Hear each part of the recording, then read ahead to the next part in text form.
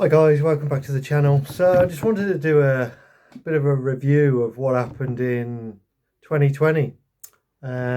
Everybody's worst nightmare of a year, especially ours. As you probably already know if you watch the channel, unfortunately my dad had a fire in his workshop at home where my car was kept. He had a Ford Focus V8 in there that was a fairly rare type of thing, left-hand drive, that he bought from over here, that was going to be his little toy for drag racing. So that went up in flames as well. That was unfortunate. Also, my car was completely destroyed, as you can see by the pictures. And everything, all the tools, everything that was in that garage. I had a spare engine in there, spare gearbox, all my tools were in there, all my spare shafts, absolutely everything. My helmet, my hands device, my race suit, my race boots, my gloves, absolutely everything to do with me and drifting, and everything to do with my dad's memorabilia, all his trophies. You might have seen Mark's post recently about a big long picture that we had made up. Luckily my brother filmed all the trophies, so we got all those, got it all on a big picture. He was chuffed to monkeys for it, about it. So that was good. But all of his tools from, my dad's been a mechanic from when he was probably about 16, 17. So he had all his tools, even old ones, new ones, power tools, they were all gone. My dad was absolutely distraught, and obviously the insurance company took a long time to pay out. They did manage to pay out in the end, quite, enough to get the garage rebuilt. So you'll see a picture of the new garage. So that's all good now. Dad is happy because he's got something to do again. My dad's 78 years old and he's still going strong. He'll never stop. He loves working on cars and it absolutely knocked him for six.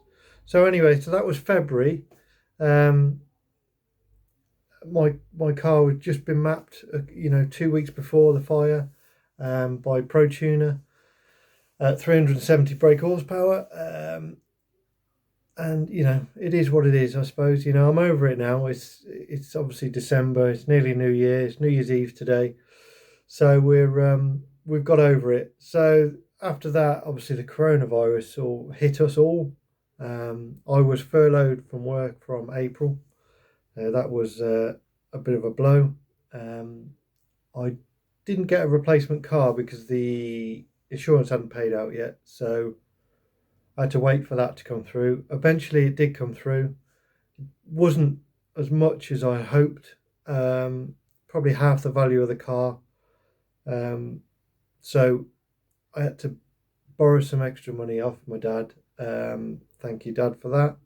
And we managed to buy a car which I thought at the time was pretty much ready to go. Ex-BDC car, owned by Paul Smith years and years ago, imported by Paul Smith, I believe.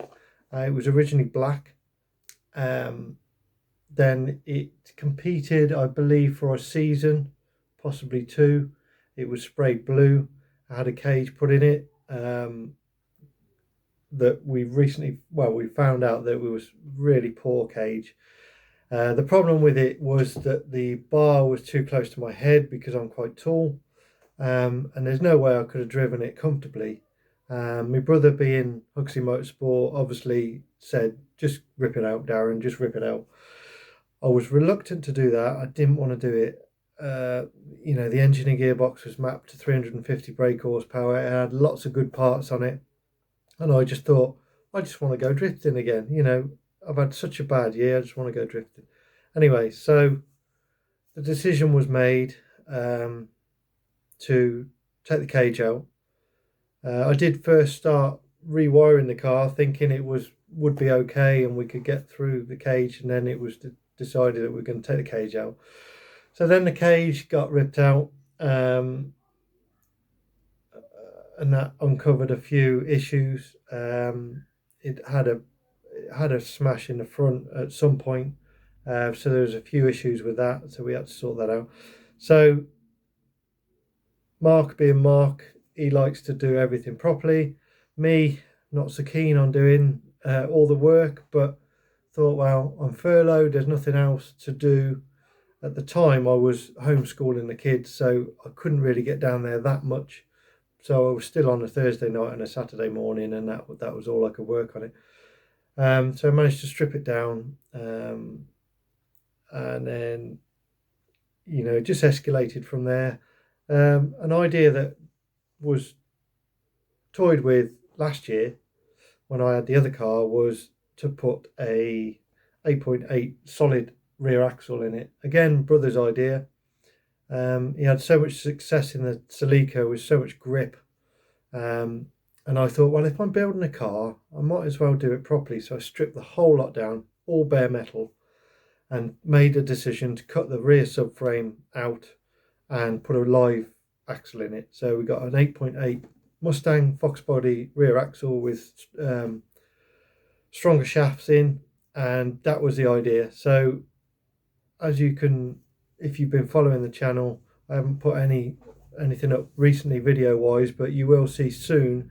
The back axle has been put in, been fitted very well by my brother. A lot of modifications to get it to run at the right height that we want it to run at and still be usable. And then he's gone on, Mark's gone on and done the cage for me, so that's an absolutely brilliant job. I'm so chuffed with it. So thanks to Huxleymotorsport and Mark for doing that. Absolutely fantastic job. He's gone over and above what I asked for, really. And he's being my brother, he has done me a little bit of a deal.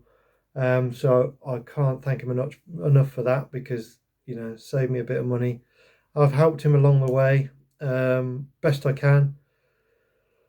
So the next stage is got somebody to spray it for me, so that's going to be booked in soon. I will post stuff on who that is and where that's going to be done, and colours reveal and all that sort of type of stuff. I'm getting a render done, so yes, it's starting to come back together. I've got some fiberglass doors that I'm fitting. It's got a fiberglass bonnet and fiberglass boot, so that will make it a lot lighter.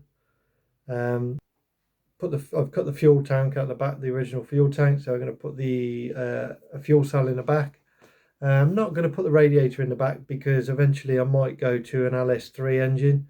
So I managed to salvage. The only thing I did salvage out of the old car was the block of the 370 brake horsepower engine. Now I stripped it down best I could, and it all seems fine. The head was flat, the block was flat, but who knows? I've changed the springs, put Manley springs in it, and cleaned it all up, sprayed it, and changed all the auxiliaries on it. So hopefully the forged part of it is still okay. But obviously until I get it back on the rollers, it's not proven, so I can't sell it because I have to prove it. So the head just needs to go back on there, and then we can try all that out.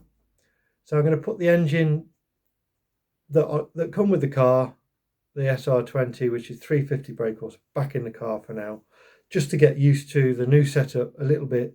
And then once I'm happy with that, and I've maybe proven both engines, then I can sell both engines and hopefully pay for a crate engine LS3. So that'll be the long-term plan. But obviously money's running out, and I just want to get back in the seat and have some fun. I know it's been hard this year for everybody, having some fun, which sort of made me feel a little bit better, really, because I haven't been able to get out there myself, and a lot of people weren't able to get out there until later on in the year. So I have seen a lot of people doing drifting, and I have been tempted to go out and buy a Beamer or something cheap and cheerful to bang around, but with everything, all I've got going into this build, it's just not possible. So I'd just like to say thank you to all my supporters and new partners that have got on board. So Seric Motorsport have agreed to come on board and help me out with some fuel lines and brake lines and whatnot. Thank you for that. Obviously got Huxleymotorsport. EarthMet are my long-term sponsor. They've helped me out with buying equipment and safety gear. F&P Plumbing Worcester, he's helped me out with some perspex windows and bits and bobs like that. So that's a massive help. Thank you to him. Who else have we got? TH Components have agreed to help me out with a body kit. So a thank you to them. They're in Ireland. They do massive amount of different body kits and whatnot. So thanks for that. Yeah, and a few more in the pipeline. So hopefully soon I can announce all the partners for 2021. And I do hope to be out for around about May. But it is cost dependent and see how the money goes. So thanks for following. I hope I haven't rambled on too much. I hope it's interesting for you. But now 2020 is over. Let's draw a line under it and just forget about it forever, because absolute nightmare for everybody. Everybody's had a nightmare. Let's hope that 2021 brings on a better year, and I'll see you out there on the track. Thanks for watching. See you later. Bye bye.